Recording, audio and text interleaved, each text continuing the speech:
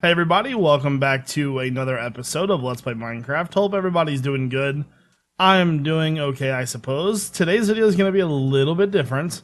We're going to go caving, but it's not going to be a Q&A caving episode. Today's episode is going to be more of just a talky episode.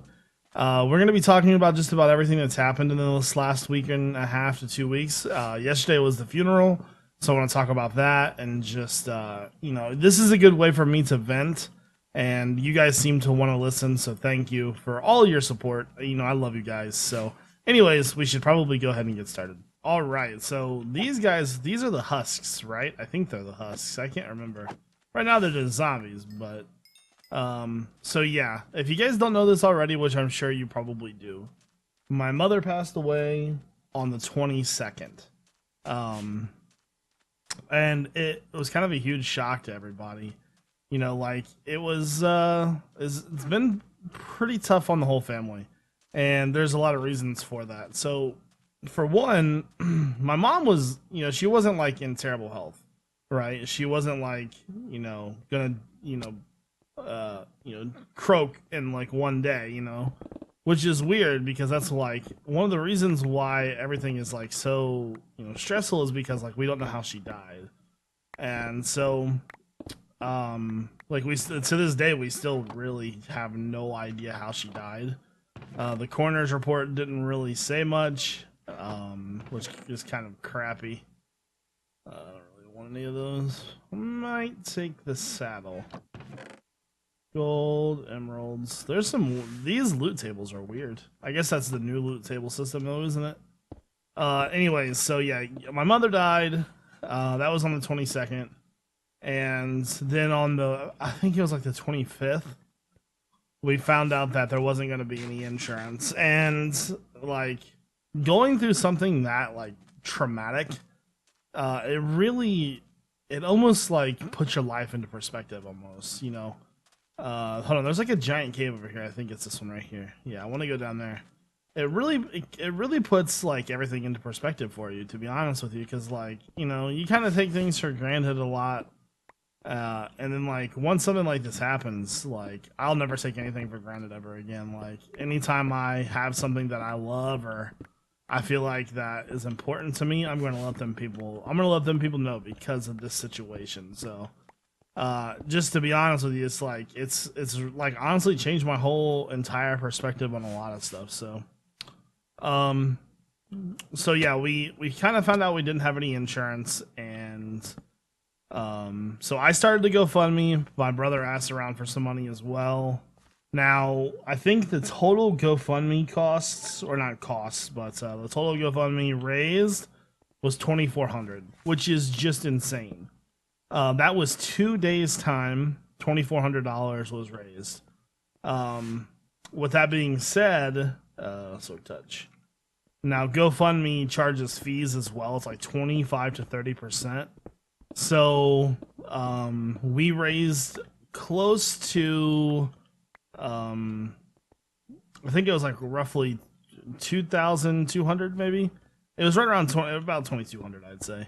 And that's just because of the GoFundMe fees. I never realized GoFundMe charged like that much for fees. It kind of shocked me, to be honest with you, because like they always like pride themselves on being like the company that's like trying to help people, but yet they're taking like large amounts of money from people, especially like those GoFundMe accounts that have like hundreds of thousands of like dollars in pledges.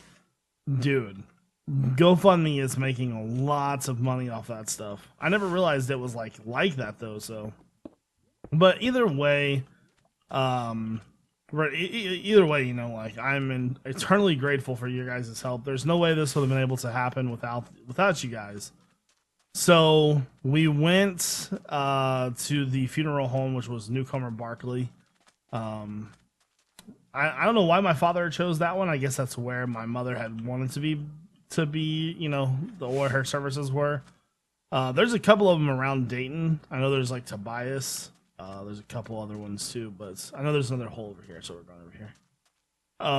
But Newcomer was decently nice. I mean, the services were, well, everything, as soon as we got there, they were obviously super friendly to us, and Everything was taken care of, and you know, like, I'll tell you, the hardest thing in the world to do is to walk into that room with your mother laying in that door.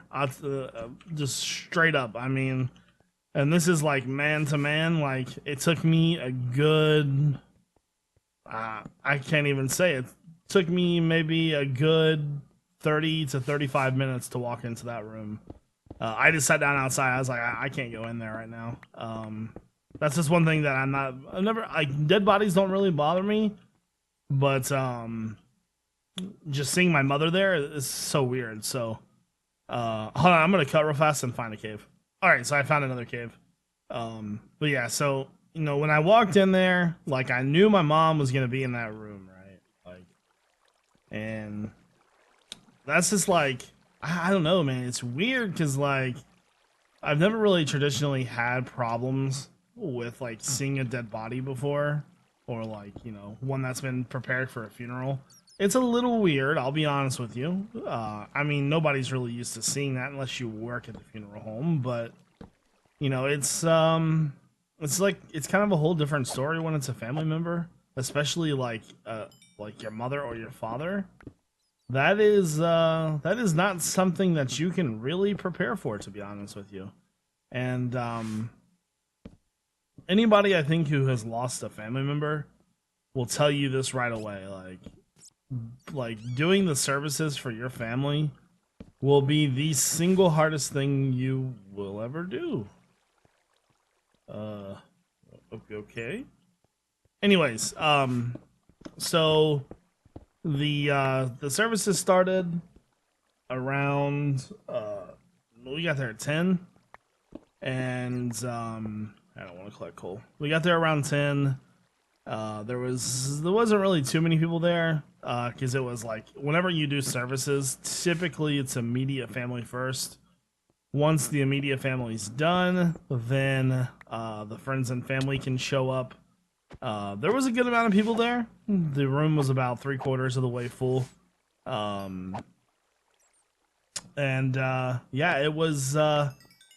it was interesting to see who showed up, you know, because, like, when you hear about somebody dying, it's either going to hit you really, really hard, or it's either going to hit you in a way that's like, well, you know, I probably wasn't too close to them.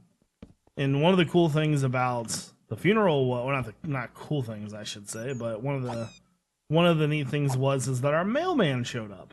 That's right, our mailman. We had the same mailman at our old house before we moved. We had the same old mailman for I would say close to 20 years, like a super long time. And he showed up, and that was something like that. Like, that actually means like a lot to me, because, like, he's a cool dude, and you know, you don't really expect somebody like that to really show up. You know what I'm saying? Like, you're expecting just kind of close friends and family. And it was during the weekday, so you some people can't even get off of work for that kind of stuff. But it was neat to see, like, he showed up. Some other people like that showed up, but yeah. So once I walked in the room, the first thing that we did was I walked up there and looked at her, and they did an okay job, like, preparing her. I'm not like any kind of professional, but they had like this lipstick on her, and my mom never wore lipstick, like, ever. So it was weird seeing her wear lipstick, and it was like skin colored lipstick. But I guess I later learned, because I didn't know this, that your lips turn like a shade of blue when you die. I didn't really know that. So they had like lipstick on her, and that was pretty weird. Another thing is that she didn't have her glasses on, and that if you knew my mom, you know that my mom is like blind, like completely blind without her glasses. So it was pretty weird to see her without her glasses as well. I'm not sure if the glasses ever made it to the funeral home, or, like, you know, what the deal was with them, but that's what I was telling the greeter guy, because I went outside to get a drink of water. Said, man, I don't know how you do this job. Like, um, you come in here and you see all these people, and this is a place of mourning, and this has got to be a tough job. He said, "You know what, sir?" He says it is. He says, but the one thing that I get off knowing is that, like, even though I'm just opening doors, because the guy is like, he's probably retired and his 80s are a little bit younger. He said, when I retired, I just wanted something to do. So he's like, I called these guys up and they were like, sure. And he says, it's hard a lot of times. Sometimes I have to leave the room sometimes just so I don't start crying. He says the worst parts of it is seeing children pass away. That's got to be, I couldn't do that, dude. But he says in the end of the whole thing, he says, you're helping people, and it may not be a huge help, but at the same time, you're helping them proceed to getting to the grieving process and things like that, and that's very true. They did a very good job on the services, though. For one, the flowers that they picked out were like dead on. We told them what type of arrangement, but we wasn't sure if they would get it right, and like the type of flowers that they picked out were like perfect. My mom would have loved them. And since we didn't really have a speaker or anything like that, we had to have one assigned to us, which was, which is fine, because I mean, if I tried to go up there and talk, I'd get one word out and start crying. And yeah, and that's another thing. It's like a lot of people say, like, oh, I never cry. When you go to your mom's funeral, you're gonna cry. Trust me. Like, I know I've probably cried maybe twice in my life, and one of them was yesterday. Like, I will not deny that at all. It's especially tough, man. Like, because the guy who does the talking, it's not a pastor. I don't know what his name is, but like what his I guess he's like a narrator. I don't really know what his job title would be. But his job is to remember the person that you love in a way that will make you smile. And one of the things that my mom was known for was watching soap operas, right? Like, soap operas were my mom's jam. Like, I like Minecraft, my mom likes soap operas. That's how it goes, So, like, he was, like, talking, and he was, like, remembering things about her, and, we did a little bit of prayer. And he goes, if you know anything about Teresa, anything at all about her, do not call during the soap operas. And, man, like, I wanted to laugh, and, like, just, I wasn't sure if I should laugh or cry, or, like, it was weird.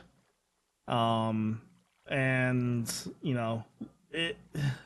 don't know. It's just like 1 second you think somebody's gonna be there your entire life, and you definitely take them for granted, like, and I can full on say that I regret that I took my mom for granted. Now I know we had our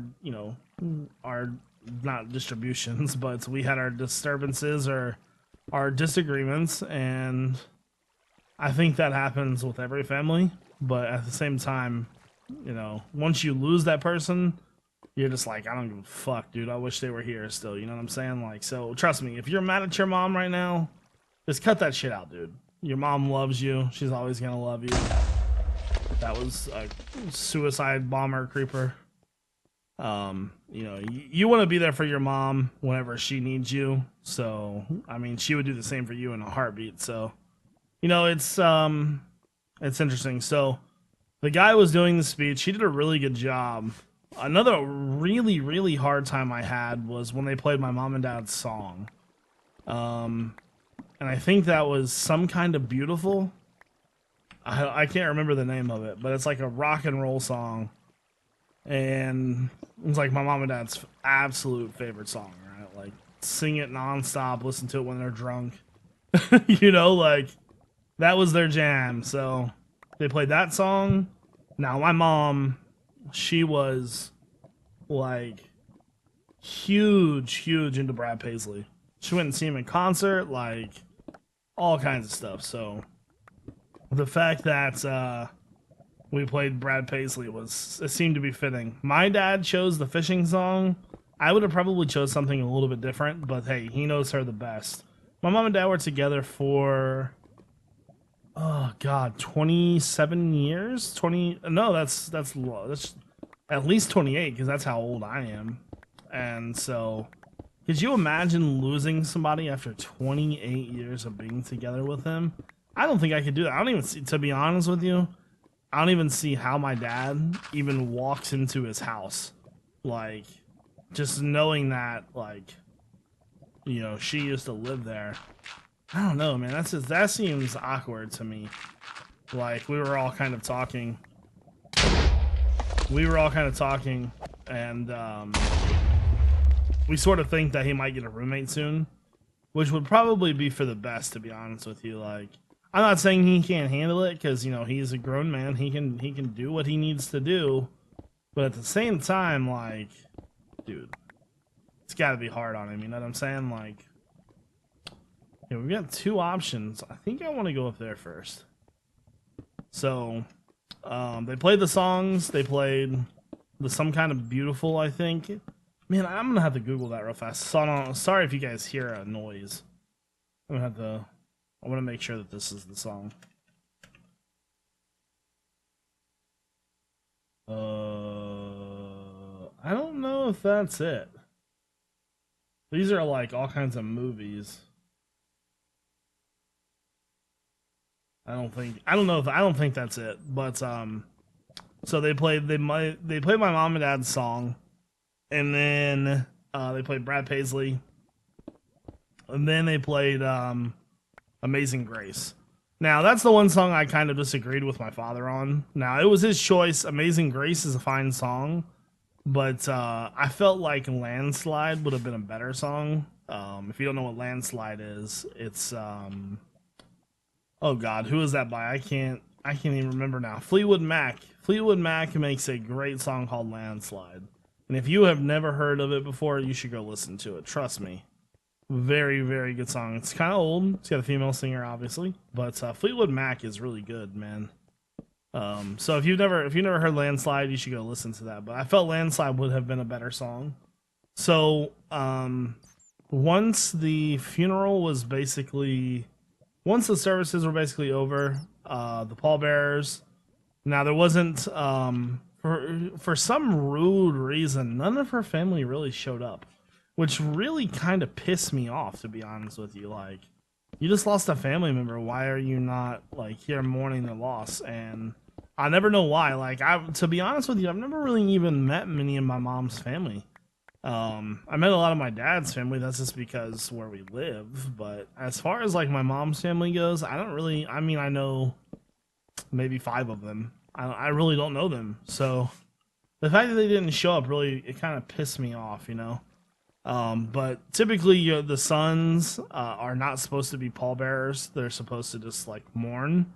And so me and my brother, we wanted to be pallbearers though, so we were.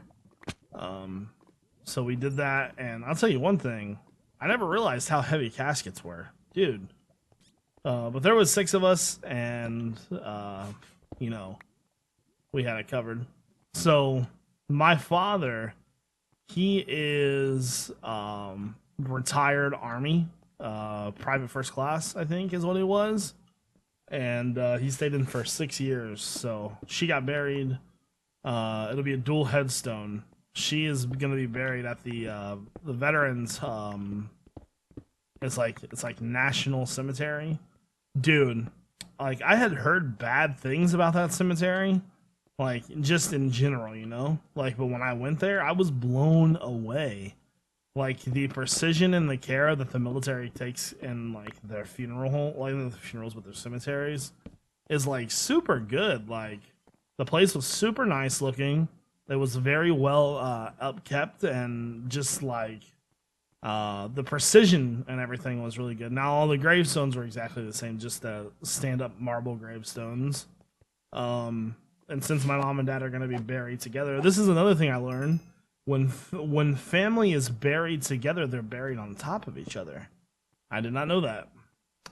Anyways, so she's gonna have a white marble headstone, and she's gonna be buried in the Dayton Memorial. I forget what the name of the cemetery is called, but it's like a veterans one. So we get there, and we had to carry the casket over to this little memorial place. Now they don't bury them right away because they take like time and care into like getting everything ready.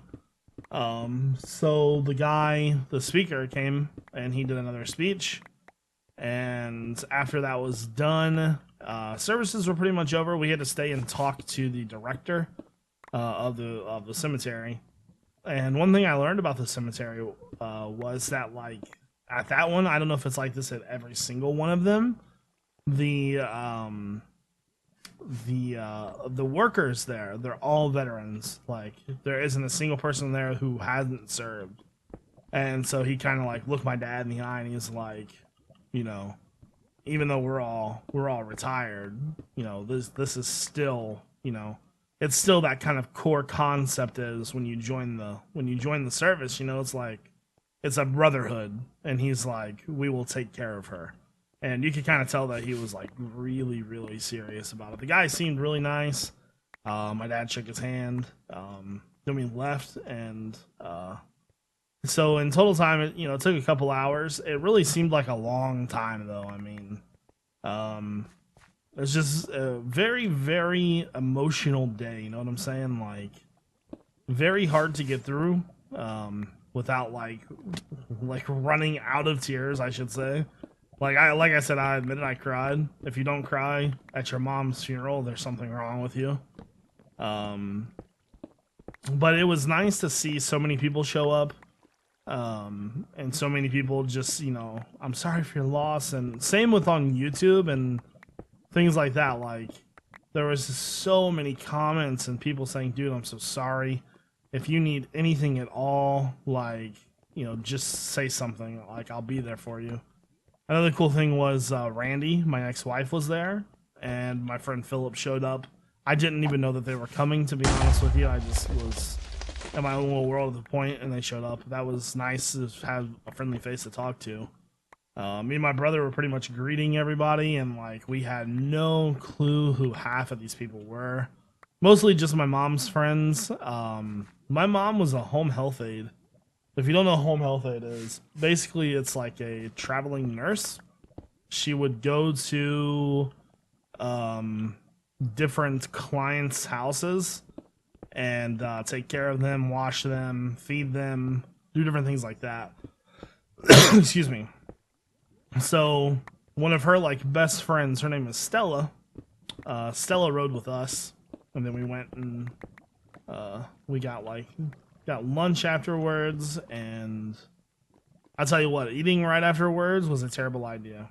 Especially, we went to some place called like Rallies, and I've only had that place like once in my life, and it was like crazy greasy, and it was just a bad idea. I don't know why I even ate it in the first place. I wasn't even really that hungry.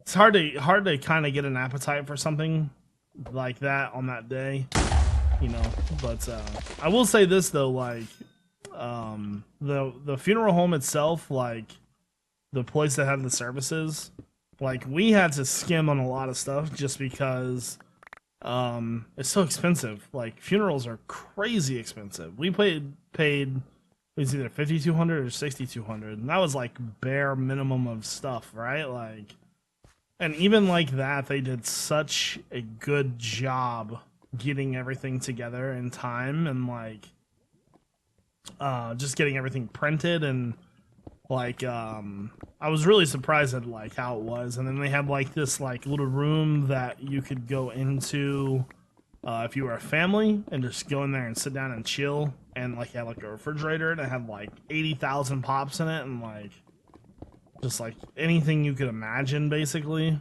It was really neat because it was like, greeting all those people and like seeing all the people crying, and like that stuff can really take a toll on you. And it was good to sort of go and just sit down and just go, you know, just breathe, man. Like, so I don't know. Just I'm trying to recap everything that I remember. I don't know. Just the funeral itself was like the services were nice. But I don't know. Tough, man. It was very tough. So I think that might do it for this episode. I'm not sure that I'll make any more videos on this. I kind of just wanted to make one more recap video, just to kind of let you guys know what's going on. And for all of you people who supported the GoFundMe, whether you tweeted it out, put it on Facebook, or you donated $1, $5, $10, whatever you did, thank you. Because there's no way we would have been able to pay for the services without it. So, and also, thanks to my brother's fiance's family, because they have been through a similar situation. My brother's fiance Amanda, she is like a year younger than me. She's 27, and she has lost her mom and her father. Her father died in a motorcycle accident. Her mom died of like some sort of cancer. So they've been through 2 different funerals like that. And I'll tell you one thing, her family was like, you know, you could tell that they had been through it because they were there in like a second. Like, I mean, they all pretty much ride motorcycles, and they're really nice Harleys. Like, if you know what a Harley is. Well, when we told them that we didn't have the money to pay for it, her brother, who is about maybe a couple years younger than me, offered to sell his motorcycle instantly, like without hesitation. He said, "I'll sell my motorcycle." Just said it, like, and like that kind of like that. You just don't find that kind of family, man. Like, it's insane. So thanks to all of them and just anybody who helped with anything. Because like you guys, like the type of pressure that you're under with this kind of situation is like immense, and just any help that you can get at all with anything is like so freaking helpful, dude. You have no idea. Over here, there's a torch down. Anyways, but yeah, so you have no idea like the type of pressure, unless you've been through that similar situation. You know, it's like it's really really tough, and you would think that like you're like, oh, I'll be fine. I'm strong. It's not like that, man. It's like you just don't know what you're like getting yourself into when you walk in that room, because like, oh, I can't really put it into words, to be honest with you. But you know, I think that's gonna do it for this episode, guys. Next episode. One thing I do want to thank. I want to thank all the patrons that just pledged this month. Here soon, we're gonna be making a patron hallway in this world that's going to have a hall of fame for all of the people who have pledged. There we go. Block that all. Wow, there's, holy crap, there's all kinds of spider webs over here. Dang, is that another one? Hey, I'm just going to keep walking. Anyways, so, I don't want to break it. I am pretty far away from the base, though. I think I'll just try to light it up some. There we go. Anyways, like I said, I want to thank you all for all of your support. You guys are amazing, and I just want to thank you for that. So I hope you all have a great day. Where the hell is he? There we go. I just want to thank you all for you know, for all your continued support. I'm rambling, but yeah, I hope you all have a great day. This is iJevin. Peace out, guys.